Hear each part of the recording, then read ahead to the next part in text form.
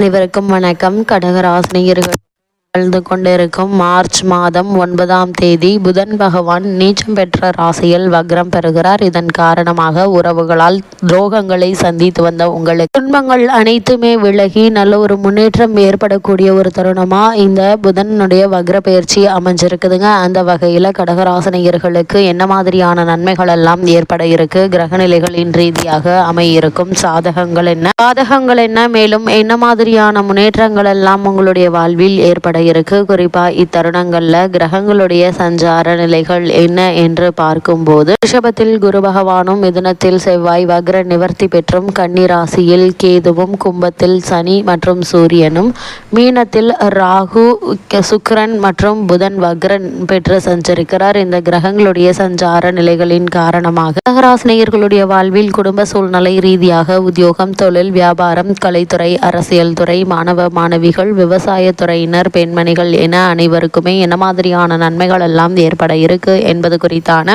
முழுமையான பதிவு தான் இந்த வீடியோல நம்ம விரிவா பார்க்க போகிறோம். அந்த வகையில கடகராசி சேர்ந்த புனர்பூசம் 4ஆம் பாதம் முதல் பூசம் ஆயில்யம் வரை உள்ள நட்சத்திரக்காரர்களுக்கு குடும்ப சூழ்நிலை ரீதியாக மேலும் என்ன மாதிரியான நன்மைகள் எல்லாம் உங்களுடைய வாழ்வில் ஏற்பட இருக்கு என்று பார்க்கும்போது இக்காலகட்ட கிரக நிலைகளை ஆராய்ந்து பார்க்கும்போது இக்காலகட்ட தொடக்கத்தில் உங்களுடைய ராசிக்கு 12ஆம் இடத்தில் செவ்வாயும் லாபஸ்தானத்தில் குருவும் இருப்பதால எதிர்பார்த்த காரியங்கள் எளிதில் நடைபெறக்கூடிய ஒரு தருணமாகவே இக்காலகட்டம் அமைஞ்சிருக்குதுங்க. அது மட்டும் இல்லாம செவ்வாய் வக்ர நிவர்த்தி அடைந்த பிறகு தைரியமும் தன்னம்பிக்கையும் அதிகரிக்குங்க. அஷ்டமத்து சனியினுடைய ஆதிக்கம் இருப்பதால அடிக்கடி உடல் நிலையில தொல்லைகள் உண்டு. அதனால் சிறு உடல் உபாதை என்றாலும் கூட உடனே மருத்துவரிடம் அணுகி அதற்கான சிகிச்சை எடுத்துக்கொள்வது மிகவும் நல்லதுங்க. திடீர் விரயங்கள் ஏற்பட்டு திகைப்படைய செய்யுங்க. சனிக்குரிய சிறப்பு வழிபாடுகளை மேற்கொண்டால் செயல்பாடுகள்ல நிச்சயம் வெற்றி கிடைக்குங்க. அது மட்டும் இல்லாம இக்காலகட்டங்கள்ல சூரியன் மற்றும் சனி பகவானுடைய சேர்க்கை அமைஞ்சிருக்குதுங்க. இத்தருணங்கள்ல கும்பராசியில் சூரியன் சனி சேர்க்கை ஏற்படுதுங்க. உங்களுடைய ராசிக்கு தனாதிபதியான சூரியன் அஷ்டமாதிபதியான சனியோடு சேர்ந்திருக்கும் இந்த நேரம் கடுமையான ஒரு நேரம் என்றுதாங்க சொல்ல வேண்டும். இதனால செய்யும் முயற்சிகள்ல வெற்றி கிடைப்பது இதுங்க. மனபயமும் போராட்டமும்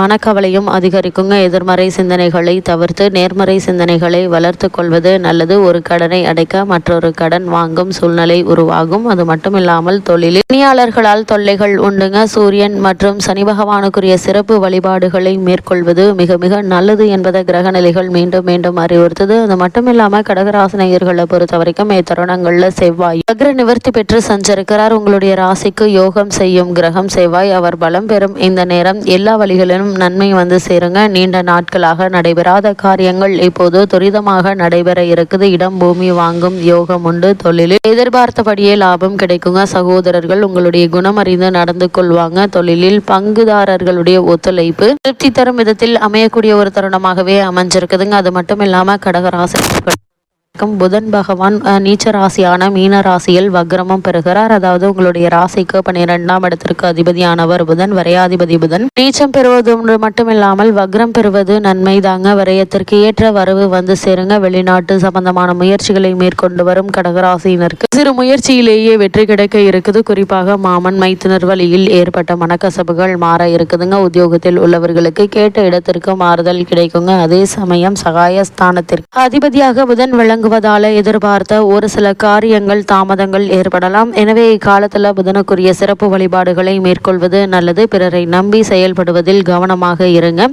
அது மட்டும் இல்லாமல் இக்காலகட்டத்தை பொறுத்த வரைக்கும் யாரையும் நம்பி பொறுப்புகளை ஒப்படைக்க வேண்டாம். உங்களுக்கு கொடுக்கப்பட்ட பொறுப்புகளை நீங்களே செய்து முடிப்பது நல்லது என்பதை கிரக நிலைகள் மீண்டும் மீண்டும் அறிவுறுத்துதுங்க. அது மட்டும் இல்லாம இத்தருணங்கள் உங்களுடைய ராசிக்கு லாபஸ்தானத்தில் குரு பகவான் சஞ்சரிக்கும் இத்தருணத்துல அஷ்டமஸ்தானத்தில் சூரியனும் சனி பகவானும் இணைந்திருக்கிறாங்க. பாக்கியஸ்தான சுக்கிரன் ராகு சேர்க்கையும் ஏற்பட்டு இருக்குதுங்க. அதனால வருமானம் திருப்திகரமாக இருக்குங்க. இருந்தாலும் வரவுக்கேற்ற செலவுகளும் காத்திருக்குது. ராசிக்கு பூர்வ புண்ணிய ஸ்தானத்தை குரு பார்ப்பதால் பாடல் பெற்ற திருத்தல தரிசனம், அது மட்டும் இல்லாமல் மகான்களுடைய ஆசி ஆகியவை கிடைக்க இருக்குதுங்க. திருதிய ஸ்தானத்தில் கேது சஞ்சரிப்பதால உங்களுடைய முயற்சிகள் அனைத்திலுமே வெற்றி கிடைக்க இருக்குது. குறிப்பா ஆயுள் ஸ்தானத்தில் சூரியன் சனி பகவானுடைய சேர்க்கையினால் சிறு சிறு உடல் உபாதைகள் ஏற்படக்கூடுங்க. கூடுமான வரையில் இரவு நேரங்களில் வாகனம் ஓட்டுவதை தவிர்ப்பது மிகவும் அவசியம்.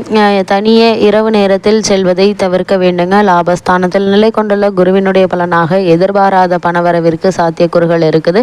குடும்பத்தில் ஒற்றுமையும் அமைதியும் நிலவுங்க. சிறு சுப நிகழ்ச்சிகள் நிகழ்வதற்கு வாய்ப்புகள் இருக்கு. கல்வி அல்லது உத்தியோகம் சம்பந்தமாக பிள்ளை அல்லது பெண் வெளிநாடு செல்லும் யோகம் உள்ளதுங்க. ஒரு சிலருக்கு வசதியான வீட்டிற்கு மாற்றம் செய்யும் பேரும் உள்ளது. கிரக நிலைகள் தெளிவாக எடுத்துக்காட்டுதுங்க. அதே போல் கடகராசி சேர்ந்த உத்தியோகஸ்தர்களுக்கு மேலும் என்ன மாதிரியான நன்மைகள் எல்லாம் உங்களுடைய வாழ்வில் ஏற்பட இருக்கு என்று பார்க்கும்போது, உங்களுடைய ராசிக்கு அஷ்டமஸ்தானத்தில் ஜீவனக்காரகரான சனி பகவானும் சூரியனும் சேர்ந்திருப்பதால வேலை சுமை சக்திக்கு மீறியதாக இருக்குங்க.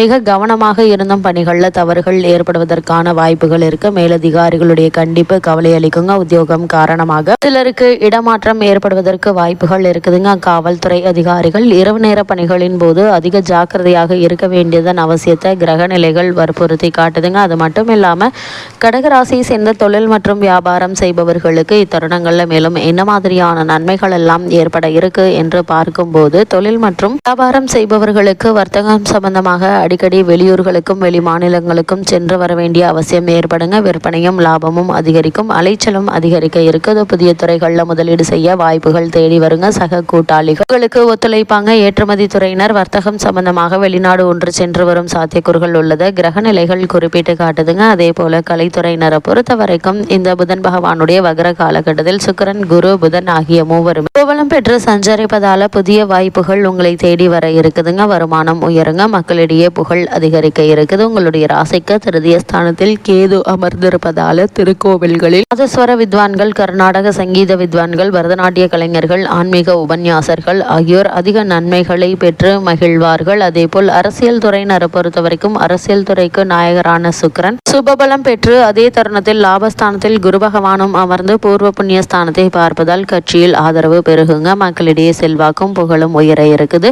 தற்போது நடைபெற்று வரும் தசா புக்தி சாதகமாக அமைந்திருக்கின் கட்சியில் ஒரு உயர் பதவி ஒன்று கிடைப்பதற்கு சாத்தியக்கூறுகள் உள்ளது. கிரக நிலைகள் தெளிவாக எடுத்து காட்டுதுங்க. அதே போல ராசியை சேர்ந்த மாணவ மாணவியரை பொறுத்த வரைக்கும் கல்வித்துறையை தங்கள் பிடியில் வைத்துள்ள கிரகங்கள் இந்த காலகட்டம் முழுவதுமே சுபபலம் பெற்று வலம் வருதுங்க. படிப்பில் வியக்கத்தக்க முன்னேற்றம் காத்திருக்கு. நேர்முக தேர்வுகள் இருந்துச்சு அப்படின்னா சரியான விடைகளை அளித்து வெற்றி கனியை எளிதில் பறித்து விடுவீங்க. பலருக்கு படிப்பு முடிந்த உடனேயே வேலை கிடைத்துவிடும் என்பதை கிரகநிலைகள் தெளிவுபடுத்துதுங்க. விவசாயத்துறையினரை பொறுத்த வரைக்கும் விவசாயத்திற்கு அதிகாரம் கொண்ட செவ்வாயும் பாக்கியஸ்தானத்தில் ராகவும் நிலை கொண்டிருப்பதால் நல்ல விளைச்சல் கிடைக்க இருக்குதுங்க. அதே போல் பெண்மணிகளை பொறுத்த வரைக்கும் குரு சுக்கிரன் ஆகிய இருவருமே உங்களுக்கு ஆதரவாக நிற்பதால மன நிறைவையும் மகிழ்ச்சியும் அளிக்கக்கூடிய ஒரு காலகட்டம் என்று தாங்க சொல்ல வேண்டும். இருந்தாலும் அஷ்டம ராசியில் சூரியன் சனி கூட்டணி ஏற்படுவதால் உஷ்ண சம்பந்தமான பிணிகள், சரும உபாதைகள் இவை நீங்கி உடல் ஆரோக்கியத்தில் நல்ல ஒரு முன்னேற்றத்தை உங்களால் எதிர்பார்க்க முடியுங்க. கூடுமான வரைக்கும் ஆரோக்கியத்தில் கவனமாக இருங்க. சிறு உடல் உபாதை என்றாலும் உடனே மருத்துவரிடம் அணுகி அதற்கான சிகிச்சை எடுத்துக்கொள்வது மிக மிக நல்லது. கிரகநிலைகளின் ரீதியாக கூறப்படும் பரிகாரம் என்ன என்று பார்க்கும்போது, தினமும் மாலை நேரத்தில் 2 அகல் விளக்குகள்ல செக்கில் ஆட்டிய நல்லெண்ணெய் தீபம் ஏற்றி வாங்க. எண்ணற்ற நன்மைகள் உங்களுடைய வாழ்வில் ஏற்படும்.